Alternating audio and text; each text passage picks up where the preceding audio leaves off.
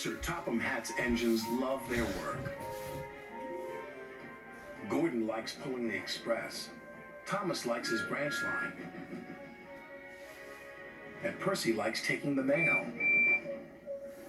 But none of them likes being a middle engine. It's no fun being stuck in the middle.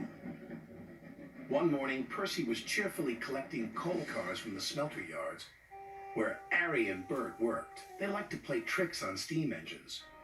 Percy didn't want to fall for their tricks again. But before he knew it, he was stuck in the middle. "Oh, bother," chuffed Percy crossly. The engines on the island of Sodor are good at different things. Gordon is a very good express. Percy is good at carrying the mail. And when Edward is not hauling freight cars, he is very good at being a back engine. When engines have heavy loads, Edward buffers up behind and helps push. But Edward is old. Some engines think this makes him unreliable. "Edward is a useless old steam pot," Gordon sniffed. "He should be retired." "But he doesn't have tires," Percy said.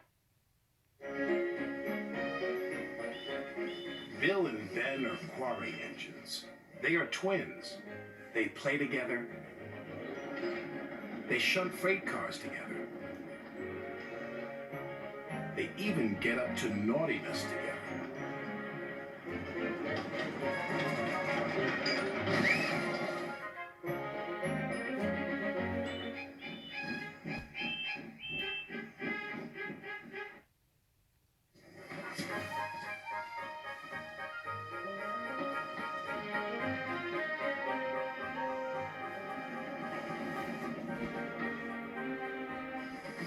It was an icy day on the island of Sodor. The engines were working very hard. They didn't mind the cold because they had toasting hot fireboxes to keep them warm.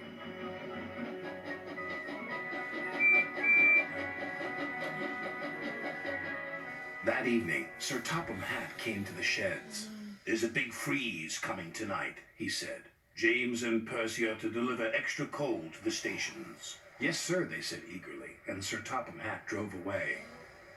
"You'd better hurry," teased Thomas, "or scary Jack Frost might get you." "Who's Jack Frost?" Percy whistled nervously. The engines on the island of Sodor love the summer. Sir Topham Hatt arranges lots of concerts.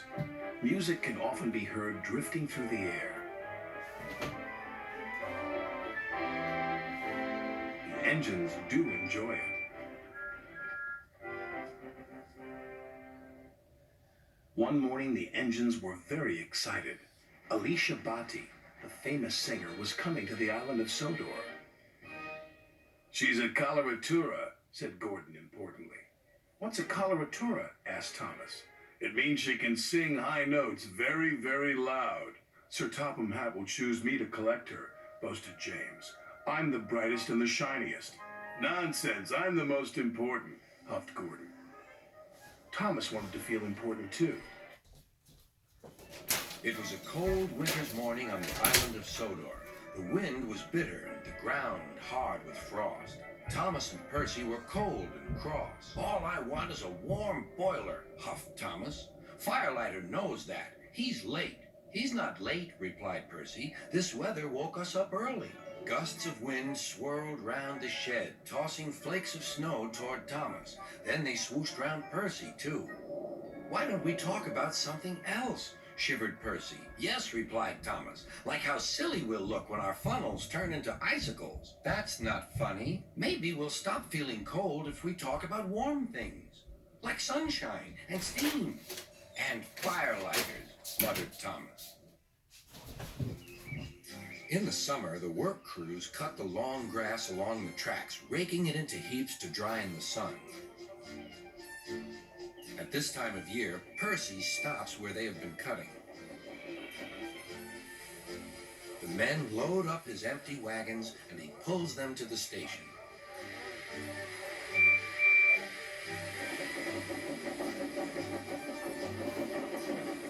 Toby then takes them to the hills for the farmers to feed their stock.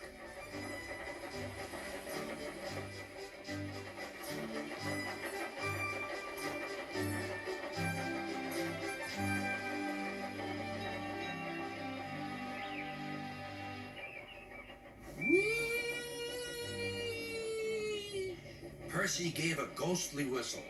"Don't be frightened, Thomas," he laughed. "It's only me."